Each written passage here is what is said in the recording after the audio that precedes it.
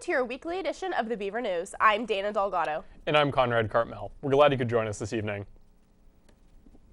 Oregon State had a bit of a surprise appearance Wednesday when Ellen DeGeneres sent a field reporter to campus to find the students wearing the best bad dad outfits.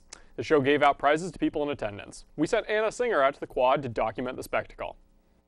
Last week, the Ellen DeGeneres Show posted a tweet to their Twitter account saying that they might be visiting Oregon State University. Students everywhere heard the buzz about this over the weekend and have been anxiously awaiting what the surprise could be. Today, I'm here at the event, and there's hundreds of people in the quad, and we're waiting to find out just what's going to happen.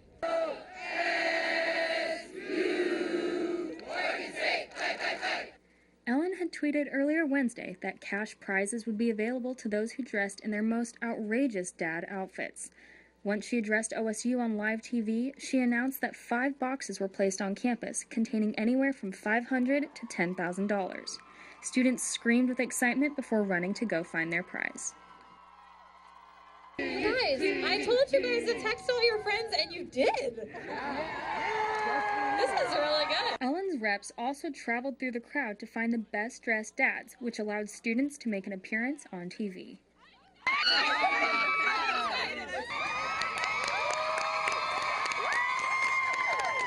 I feel fantastic. This has all been so crazy. I definitely didn't wake up thinking this was going to happen. It was crazy. I've never done anything like this before, so it was really awesome.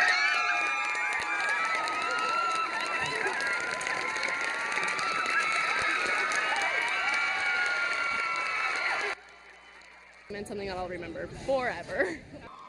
This has been Anna Singer with the Beaver News. It looks like people are having a really good time out there. It's nice that Oregon State is an important enough institution to get this kind of attention.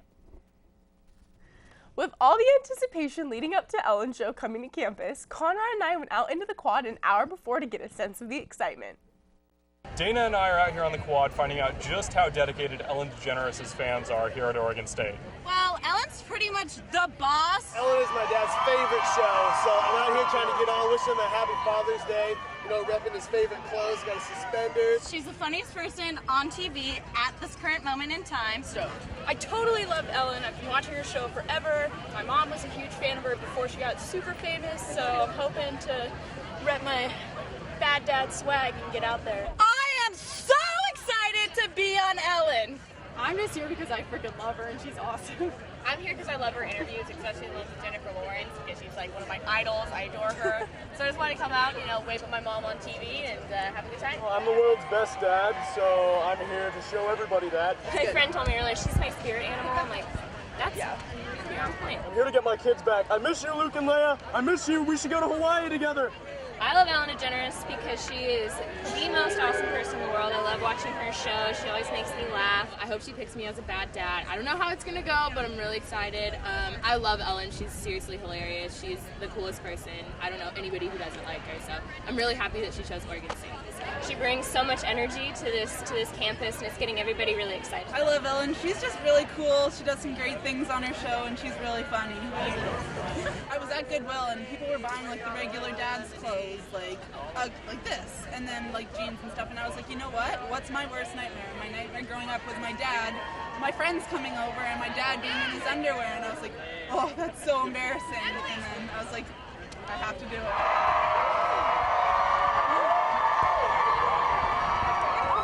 Those were a lot of good bad dad costumes.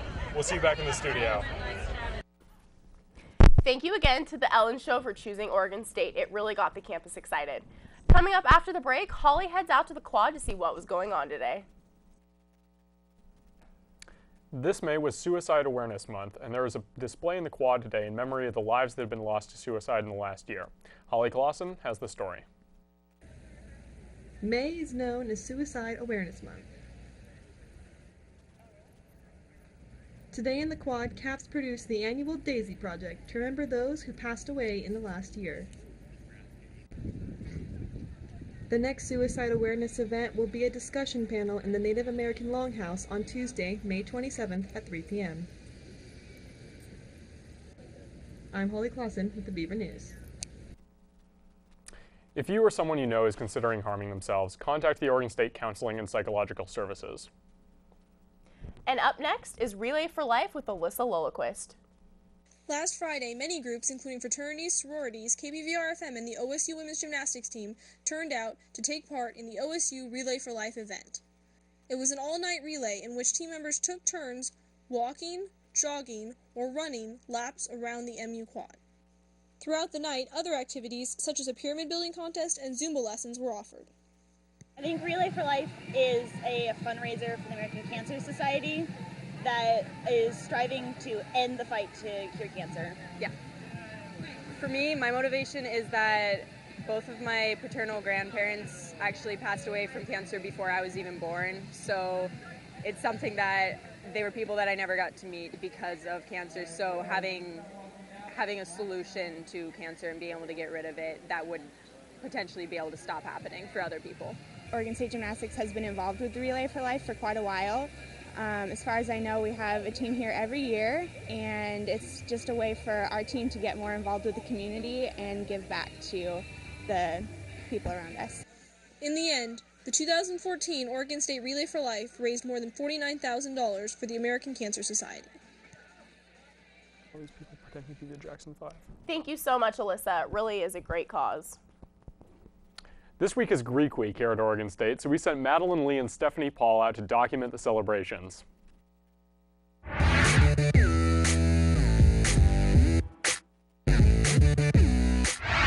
This week, OSU's Greek Life presented Greek Week, a week where Greeks come together to raise money through fundraisers and activities. We find out what Greek Week means and what it takes to make an event successful. Well, this year the purpose of Greek Week is a time that we've used to have all the Greek houses come together and celebrate the purpose of being Greek, and most importantly show off their Greek pride. I think we've really taken notice that at other campuses, Greek Week is huge. They go all out for it. They throw their entire lives into it, and it's really just never been something like that here, and so we really just wanted to take the time to make it big. One day we were like, what can we do something fun to get everyone excited about it?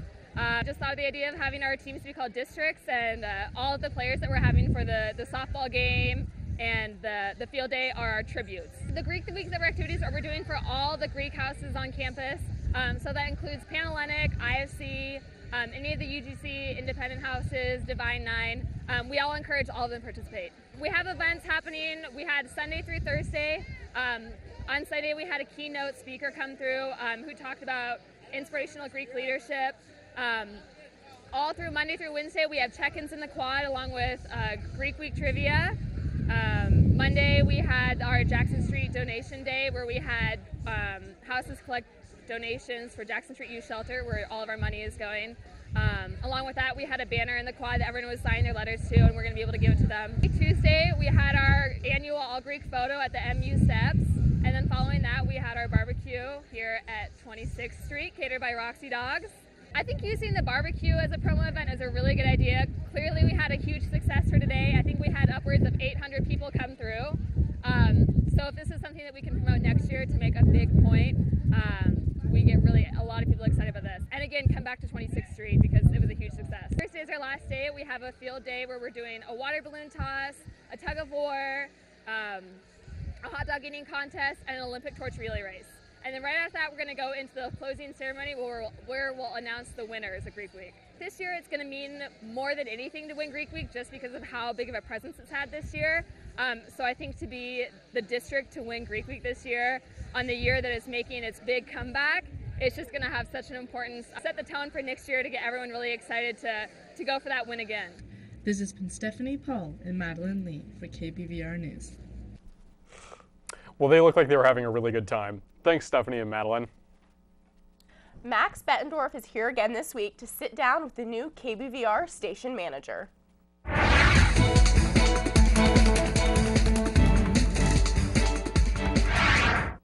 Welcome back to The Recap, your show on the Beaver News, where I tell you the ins and outs of KBVR TV studios.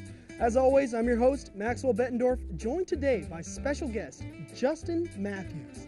Hey. Justin Matthews is one of the co-producers for the show Glimpses here at KBVR TV Studios, and also recently elected as the studio manager for all of KBVR student media. So let's start off with this interview.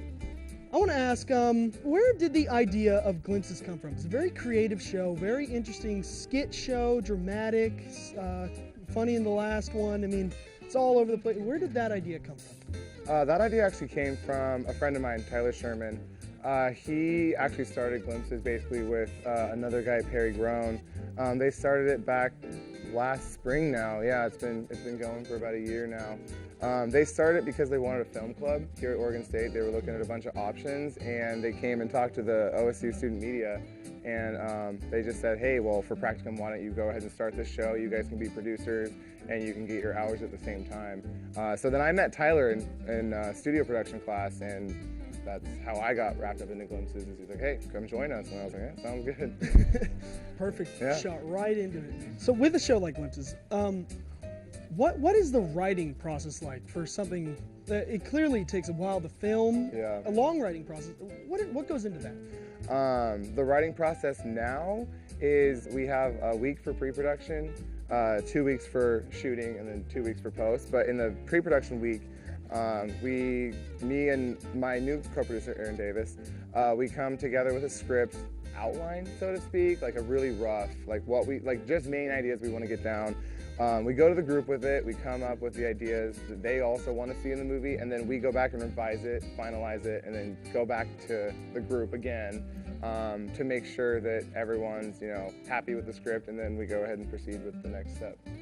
And you just had come out with a new episode, 2 weeks ago, last week or so? Yeah, I think it was 2 weeks ago. Called The Station. Yeah. In that, it's you made a mockumentary of what the production and the writing and everything happened in the past, what it was in Glimpses. Yeah. So tell us about that. What was it like revisiting the past of Glimpses? It was fun. It was a lot of fun. We've definitely had our issues in the past, and I say that so many times in that movie because there's just really no way else to say it. Right. The movie, the film, I guess, is a little over-exaggerated. I promise I don't yell at my group members as intensely as I do in that. I'm usually a pretty nice guy. But yeah, usually. You try. Yeah, I try my hardest. It was really cool to see how far we've come, and it was also really entertaining to see what we used to be like. But of course, you've come a long way. Moving on past Glimpses, you, like I said before, recently elected as the station manager. That's a big honor to get in studio, like student media. Yeah, I'm extremely grateful for the opportunity. So, what do you think is going to change with you in charge, taking over that big role, that position? Do you think it's going to be stress or?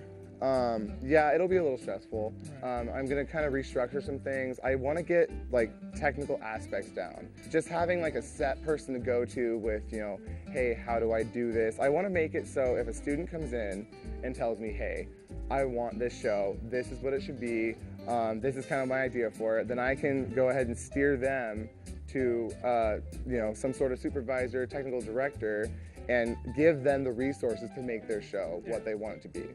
That's awesome, though. Yeah. So another thing that's big that's happening next year that I'm sure that no other studio managers ever had to deal with, is we are finally moving into a high-quality, brand-new building. It's going to be great. That's going to be It's going to be fantastic. What are your plans for that? Do you think that's going to be difficult to make that move and be in charge of everything that changes and the issues that come along with that? Yeah, basically, yes. Yes is the short answer to that. I definitely do think it's going to be challenging. I can't possibly know exactly what I'm getting into. I know that there's going to be a lot of planning going ahead. This, how we have it set up now, the radio's over here, barometer's over here, Prism, TV, all the mediums are kind of separated, but in this new facility, we're all going to be sharing one common workspace, and we're going to be really hitting hard on, using radio people on TV, TV people on radio, Prism, getting everyone to collaborate together and create OSU student media. We just really need to hit hard on more collaboration and coming together as a whole and being more of a team in general instead of, separate areas. I see that, yeah.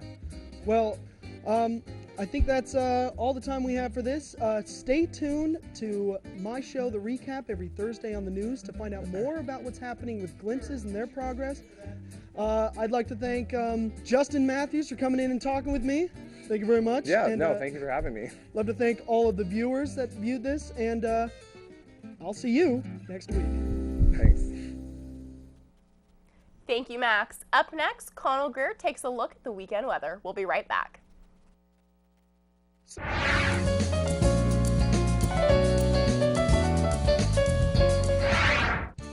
Hey, Beaver Nation, it's Conrad Greer here, and I'm ready to forecast that sweet, sweet weekend weather. Starting off for Corvallis, slight chances of rain with mid-70s will create ideal outside conditions for relaxing. If you don't plan on sticking around in Corvallis this weekend, as always, I'm here for you for that weekend travel forecast. Newport will be slightly sunny with chances of rain. Temperatures will be in the mid-60s, a first for this weatherman's reporting. Portland and Salem will be partially sunny with low chances of rain, otherwise 70 degrees. Bend will stay mostly sunny with chances of rain developing as the days move on. Temps will start in the low 70s and move to the 60s. Roseburg will be mostly sunny with temperatures in the mid-70s developing into partial rain later on. Back in Corvallis for week 9, we'll start off with chances of rain and high 60s. Remember, Nation, it's Memorial Day weekend on Monday, so please thank a serviceman and keep the living and the past in your thoughts. As always, keeping the sunshine in here, I'm Conrad Greer. Back to you in the studio. So it looks like this weekend will be one for the ages. This week in sports, Oregon State hired a new basketball coach from Montana, Wayne Tinkle. Marvin Lewis has the whole story. Beaver Baseball was in action again this past weekend as they faced off against the Washington Huskies in their last home games of the season. They went into this weekend ranked number 1 in the nation, but Washington gave them a lot of problems, and it was a tough task to beat them. The Beavers were without their starting pitcher, Ben Weltzer, as he was suspended for 5 games due to his legal problems from a week earlier, and they really struggled this weekend without him. It took everything they had this weekend to win.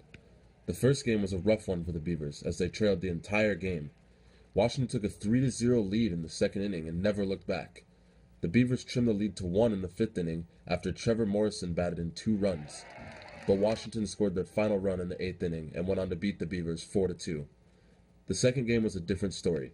Neither team could seem to get it going in this one. It was a slow game to say the least. Nobody scored until the bottom of the 9th inning when Logan Ice hit a double that brought in Dylan Davis for the score, and that would be it. The Beavers would win by a final score of 1-0. Jace Fry had 9 Ks in the game for the Beavers. Game 3 on Sunday was another shutout game for the Beavers, and was definitely the best they played the entire weekend. In the 4th inning is where the Beavers did all of their damage. It started with Caleb Hamilton hitting a single down the left field line that brought in Logan Ice and Gabe Clark for 2 quick scores. Then, with the bases loaded, Jared Casper got walked, which then brought in Dylan Davis for the score. And that was it in this game. No more scoring for either team, as the Beavers went on to win by a final score of 3-0. The Beavers got it done. Even without their starting pitcher, they won 2 out of 3 games this weekend. The Beavers are now 41-10 overall and have a 22-5 record in Pac-12 play. Their next 3 games are at USC, and then regionals follow after that. I'm Marvin Lewis. Thank you for watching this edition of Beaver News Sports. We'll see you next week. Thanks again, Marvin. Up next, hear how students really feel about dorm food. Now, we all know about the dining halls on campus, but what did the people who eat at them the most think about them? We sent Javier and Leah out to talk to people living in student housing in our weekly food segment.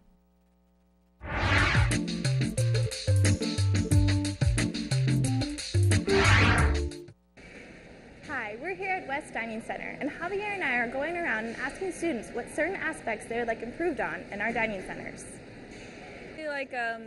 I do like the dining halls here. I just wish the Japanese place at Arnold's was probably a little cheaper, because I don't know, when I taste the food, it's not worth the money spent. So yeah, that's all. But everything else is fine. A little bit more selection would be nice. Been the same here since I've started going here, so maybe change it up. Oriental foods, Thai food. Thai food? Yeah. Well, I hope that they open till like later instead of like closing at 8 o'clock. Because sometimes like I get hungry after 8 o'clock and I don't have like options to like for food, you know. So that'd be kind of nice if they actually like open till like 10 o'clock or 11. I don't know, because I'm not really sure what kind of options they might have. Well, sometimes I go to Arnold or McNary because I'm kind of getting tired of this place. So, yeah. I usually get Asian food. Hopefully they might have more Asian food. Yeah. And also Cooper's Creek doesn't have that much variety of food because it seems like they have everything like same thing like every day. So hopefully they have more variety of food. So I'd really like to see more variety. I mean, the first 2 weeks on campus, it's a really great experience. It's a lot of fun, but then it gets kind of old, same thing after a while. So just different types of food. I mean, we have like 4 restaurants here, so I mean, the restaurants themselves give like a bunch of different dishes and stuff, but maybe a couple more different restaurants would be cool. EBGBs, all the junk food, definitely like readily available late at night. That's definitely the best part. Yeah. The dining halls, definitely if they were like open later to accommodate for like late classes and stuff, and cheaper for students. Variety would be nice. I mean, there's different variety in each dining hall, so if you want to walk, you can get variety, but within the halls, or within each dining hall themselves, it's limited. And there you have it. Thanks for joining me and Javier as we ask students about certain aspects that need to be changed in our dining halls. I'm Leah Williams for the Beaver News. Talk about how Cute. No, it's Conrad. Well, I hope that the people who eat at the UHDS dining halls will be happier in the future. Some students created a new way of finding lost items on campus. Julia Cameron is here with more. Students here at OSU have created a system that will help you more effectively find your lost items. It all started last term where one of my friends lost his iPhone and he never got it back because he didn't remember where he lost his phone. So I was thinking we should have a better system to track lost items. So that's how they got started. So this project is a lost and found centralized web service. Basically, it looks out for the students at Oregon State campus. And what we have designed is a system where if you lose your iPhone or you lose something on campus, that can be reported to the lost and found. And once it is reported to the lost and found, the manager can then enter it into this website, and it creates a database of all the lost and found items. So then instead of going to 5 different buildings in one day and getting no answer from anyone, you can go to one building and they can tell you where to look or where that item might be found. So if you lost it in Bexel, you could go to them and say, I think I lost my iPhone in Bexel, and they might not have it, but they could tell you, the MU has one or the pharmacy building has one, and then it limits your searching to 1 or 2 buildings instead of all of campus. Within the current system, you have to look at all the buildings to find your item if you don't remember where it is. It's going to be really effective because students, including myself and faculties, forget these things in classroom or on campus all the time.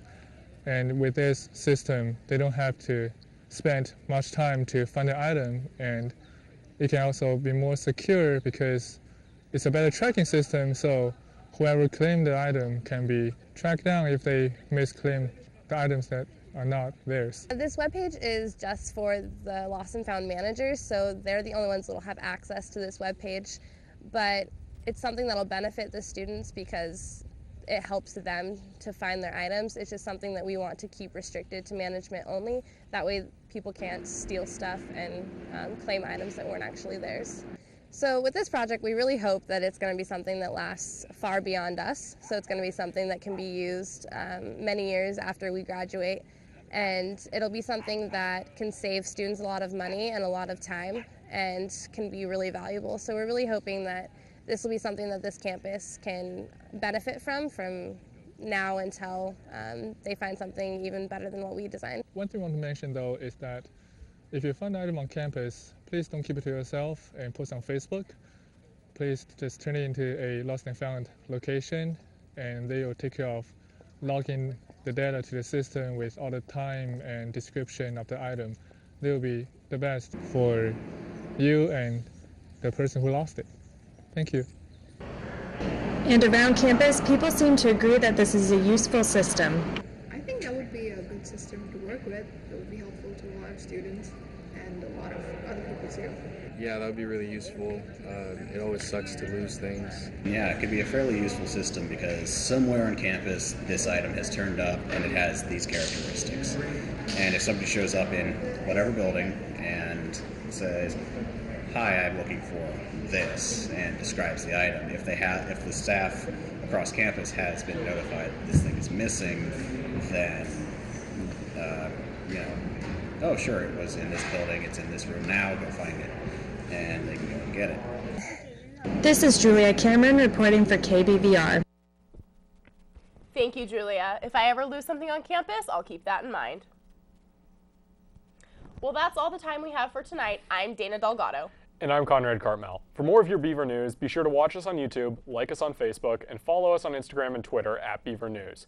Thanks, and we'll see you next week.